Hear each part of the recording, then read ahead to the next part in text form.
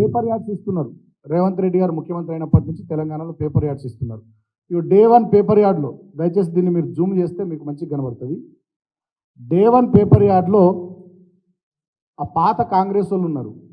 Day 1 paper యాడ్లో deputy CM బట్టి విక్రమార్క గారు, మంత్రి ఉత్తమ్ కుమార్ రెడ్డి గారు ఉన్నారు. ఇందిరాగాంధీ గారి ఫోటో కూడా ఉన్నది. డే 2 ఉత్తమ్ కుమార్ రెడ్డి గారు ఎగిరిపోయారు, బట్టి విక్రమార్క గారు మాత్రం ఉన్నారు, ఇందిరాగాంధీ గారు ఉన్నారు.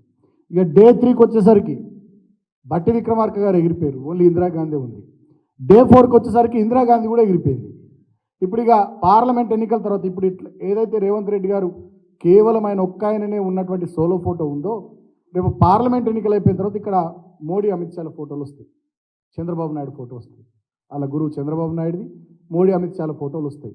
సో ఒక పద్ధతి ప్రకారం ఫస్ట్ ఇందిరాగాంధీ, ఉత్తమ్ కుమార్ రెడ్డి, బట్టి విక్రమార్క వాళ్ళు ఉంటారు. తర్వాత ఓన్లీ బట్టి విక్రమార్క, ఇందిరాగాంధీ గారు ఉంటారు.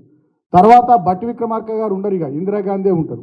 మళ్ళీ ఇప్పుడు చివరికి వచ్చేసరికి ఇక ఇందిరాగాంధీ గారు వారు కూడా లేరు, ఇందిరాగాంధీ గారు కూడా లేరు, కేవలం రేవంత్ రెడ్డి గారే ఇక చేయి చూపిస్తున్నట్లు, ఇక బాయ్ బాయ్ అన్నట్టుగా చూపిస్తూ ఉన్నాడు, కాంగ్రెస్ పార్టీకి బాయ్ బాయ్ అన్నట్టుగా చేయి చూపిస్తూ ఉన్నాడు.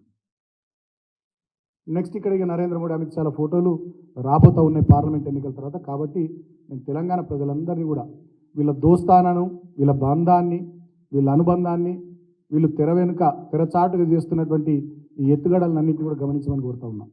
ఇటువంటివన్నీ చంద్రబాబు నాయుడు గారికి బాగా అలవాటు. ఆనాడు 2019లో పార్లమెంట్ ఎన్నికల్లో తెలుగుదేశం పార్టీ, అదేవిధంగా ఆంధ్రప్రదేశ్లో అక్కడి ప్రభుత్వాన్ని కోల్పోయిన వెంటనే ఆయన పార్టీకి సంబంధించిన రాజ్యసభ ఎంపీలని సీఎం రమేష్ గారిని, సుజనా చౌదరి గారిని ఇట్లా కొంతమందిని బీజేపీలోకి పంపించిండు. ఇక వీళ్ళంతా ఒక టీం, చంద్రబాబు నాయుడు గారి నాయకత్వంలో సుజనా చౌదరి, సీఎం రమేష్, రేవంత్ రెడ్డి వీళ్ళంతా కలిసి ఒక టీంగా పనిచేస్తున్నారు గతంలో. ఇవాళ అదే టీం అటు ఆంధ్రప్రదేశ్ను, ఇటు తెలంగాణను రెండింటిని మళ్ళా చంద్రబాబు నాయుడు నాయకత్వంలో చేజిక్కించుకోవాలని, పరిపాలించాలనేటటువంటి ఆలోచన చేస్తూ ఉంది. కాబట్టి తస్మాత్ జాగ్రత్త అని నేను తెలంగాణ ప్రజల్ని మళ్ళొక్కసారి ఆలోచించమని కోరుతూ ఉన్నా. మన పరిస్థితి ఇక దాచి దయ్యాల పాలు చేసినట్టు, ఈయనగాసి నక్కల పాలు చేసినట్టు కావద్దని చెప్పి తెలంగాణ ప్రజల్ని అప్రమత్తంగా ఉండమని నేను ఈ సందర్భంగా విజ్ఞప్తి చేస్తూ ఉన్నా.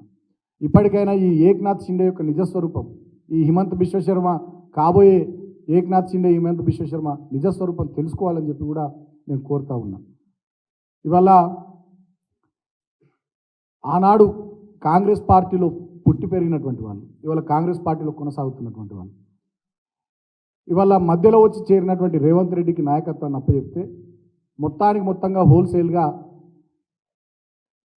గంపగుత్తగా ఇక్కడి ప్రభుత్వాన్ని, ఇక్కడి అధికారాన్ని అంతా కూడా నరేంద్ర మోడీ చేతుల్లో పెట్టేటటువంటి ప్రయత్నాన్ని రేవంత్ రెడ్డి చేస్తున్నటువంటి తీరును కూడా ప్రభుత్వంలో ఉన్నటువంటి, అదేవిధంగా పార్టీలో ఉన్నటువంటి కాంగ్రెస్ పెద్దలు కూడా గమనించాలని నేను కోరుతా ఉన్నా. ఇప్పటికైనా రేవంత్ రెడ్డి యొక్క నిజస్వరూపాన్ని అర్థం చేసుకోవాలి, ఆయన నైజాన్ని, ఆయన ఆలోచనల్ని, ఆయన ఆచరణను గమనించమని చెప్పి నేను కాంగ్రెస్ పార్టీ పెద్దలకు విజ్ఞప్తి చేస్తూ ఉన్నా. రాబోయే రోజుల్లో పార్లమెంట్ ఎన్నికల తర్వాత ఖచ్చితంగా జరగబోయేది ఇదే. భారతీయ జనతా పార్టీకి సంబంధించిన సీనియర్ నాయకులు కూడా మాట్లాడుతున్నారు.